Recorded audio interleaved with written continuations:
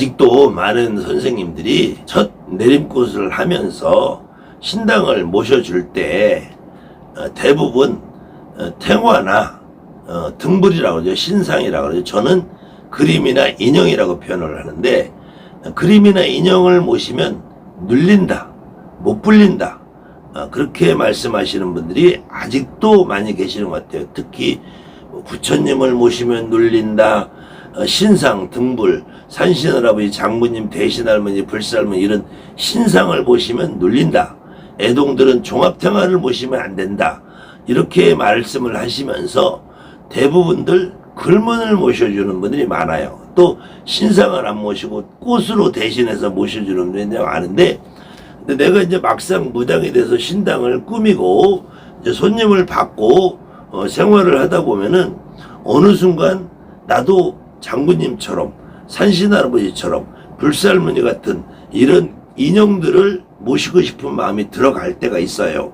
그런데 그 선생님들이 그 말 때문에 내가 겁을 먹고 못 모시기를 주저하시는 분들이 계시는데, 저는 지금까지 제가 내리굿을 해보면서 어떤 경우에도 반드시 그림하고 인형하고 신상하고 탱화를 다 모셔줍니다.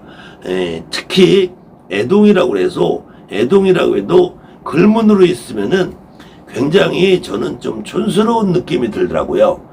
물론 신당이 화려하다고 그 사람이 점을 잘 보는 건 아닌데, 그래도 손님들 입장에서 볼 때 글문이나 걸려 있고 신당에 아무것도 없는 상태면은 그 손님들이 무당에게 대한 신뢰도가 좀 떨어진다고 봐요. 그렇다고 해서 너무 화려하게, 너무 비싸게, 너무 다양한 모습들을 갖춰놓는 것도 저는 바람직하지 않다고 보는데요. 그래도 최소한 손님이 왔을 때 여기는 무당집이 맞구나, 여기는 그래도 신령님들을 모셔놓고 있구나, 이렇게 인식을 갖게 할 수 있는 필요 충분 조건으로 최소한의 그림, 인형 정도는 좀 모시고 있는 것이 어떤가, 저는 그렇게 생각을 하는데, 그리고 나서 이제 이런 생각을 이제 이해를 하고 모시려고 하는데, 그 다음에는 그래 나도 좀 모셔보자 이런 마음으로 모시려고 하는데, 모시면은 그냥 모시면 되나? 어떻게 모셔야 되지?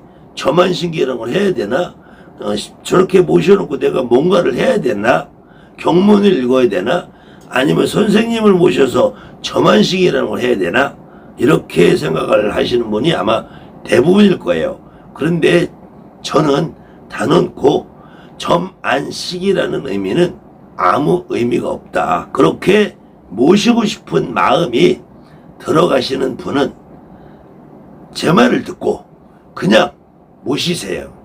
그냥 모시되 신당이라는 곳의 크기와 형태에 따라서 한 분을 모실 공간이 나오는지 두 분, 세 분을 모셔도 될 공간이 되는지 그걸 먼저 여러분이 생각을 하시고, 신상, 등불, 인형을 모실 때에 특별히 다른 절차가 필요 없습니다.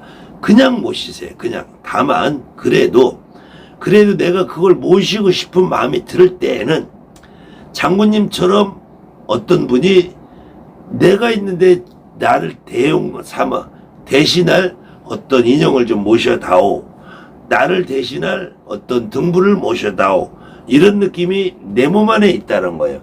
그래서 여러분이 모실 때는 그분을 모시는 의미로 음식을 조금만 간소하게라도 해놓고 모시면은 훨씬 효과적입니다. 그리고 그때 그 신상, 등불, 인형을 내가 만물상에서 구입을 해서 신당에 올려놓는 그 순간 내 마음속에서 맞아, 저 인형이 바로 나야 라는 느낌이 분명히 들어갑니다.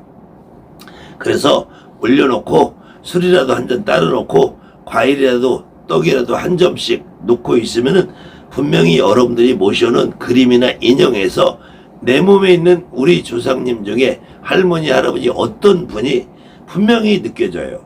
그때 그 느낌을, 여러분들이 느낌을 말로 표현하다 보면은 그 저만식이라는 의미는 아무 의미가 없습니다.